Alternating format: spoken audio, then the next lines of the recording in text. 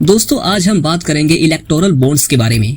ये एक नया तरीका है जिससे पॉलिटिकल पार्टीज को चंदा दिया जा सकता है, लेकिन कुछ समय पहले ही सुप्रीम कोर्ट ने इसको इलीगल और अनकॉन्स्टिट्यूशनल घोषित किया है। आइए जानते हैं कि इलेक्टोरल बॉन्ड्स क्या होते हैं, कैसे काम करते हैं और ये क्यों चर्चा का विषय बना हुआ है।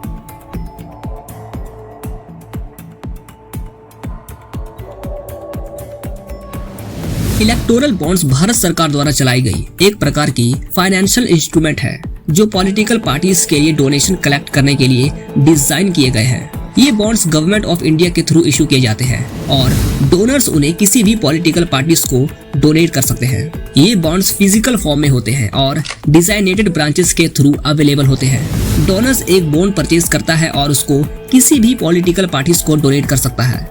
डोनर का नाम पब्लिकली डिस्क्लोज नहीं किया जाता, इसीलिए ये बॉन्ड्स अनोनिमिटी प्रोवाइड करते हैं। पॉलिटिकल पार्टीज फिर इस बॉन्ड को बैंक अकाउंट में डिपॉजिट करते हैं और उस अमाउंट को विड्रॉ कर सकते हैं। ये प्रोसेस ट्रांसपेरेंसी और अकाउंटेबिलिटी को मेंटेन करने का एक प्रयास है, क्योंकि इससे डोनेशंस का सोर्स डिस्क्लोज नहीं होता।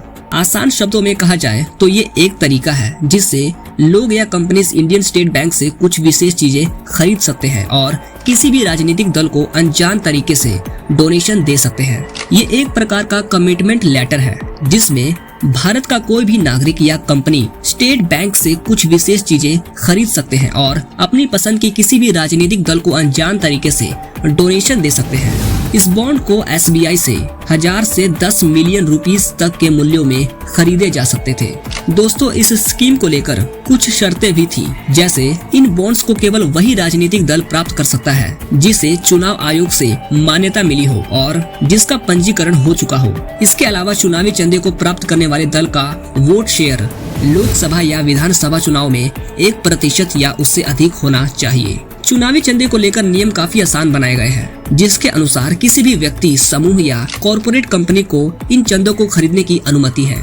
इसके लिए जारी होने के 15 दिन के भीतर ही राजनीतिक दल को इस बॉन्ड को कैश करवाना होता है। दोस्तों इलेक्टोरल बॉन्ड्स की शुरुआत तो 2017 में की गई थी, जिसे 2018 जनवरी में कानूनी रूप से लागू कर दिया गया था। इलेक्टोरल बॉन्ड्स को शुरू करते समय बीजेपी सरकार का यह कहना था कि इसके माध्यम से राजनीतिक फंडिंग में पारदर्शिता बढ़ेगी और पार्टियों को चंदा मिलने की पूरी प्रक्रिया साफ सुथरे तरीके से होगी और ब्लैक मनी को भी रोका जा सकेगा। लेकिन सुप्रीम कोर्ट ने 2024 के लोकसभा इलेक्शन से पहले ही इस इलेक्टोरल बॉन्ड्स को इलीगल और अनकॉन्स्टिट्यूशनल बताकर इस पर रोक लगा दी।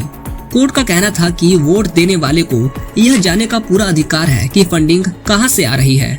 इस बात की पुष्टि करते हुए CJI DY चंद्रचूड़ ने कहा कि इलेक्टोरल बॉन्ड्स सूचना के अधिकार का उल्लंघन करती है। कोर्ट का यह भी कहना था कि इलेक्टोरल बॉन्ड्स भारतीय संविधान के अनुच्छेद 19(1)(a) को वॉयलेट करती है, जिसके मुताबिक सभी नागरिकों को स्वतंत्र रूप से अपने विचार व्यक्त करने का अधिकार होता है, जिस कारण कोर्ट ने इसे असंवैधानिक बताया है। दोस्तों आपको बता दें कि जब इलेक्टोरल बॉन्ड्स जैसी कोई स्कीम नहीं थी तो राजनीतिक दलों को चेक के माध्यम से चंदा देने की व्यवस्था थी। सरकार ने चुनावी बॉन्ड स्कीम को लागू करने से पहले राजनीतिक दलों को चेक के माध्यम से चंदा देने का प्रावधान किया था। चंदे में दी गई राशि के संपूर्ण विवरण को उनके वार्षिक खातों में दर्ज किया जाता था। राजनीतिक दलें चुनाव आयोग को चंदा देने वाले व्यक्ति के नाम और प्राप्त राशि की जानकारी प्रस्तुत करती थी।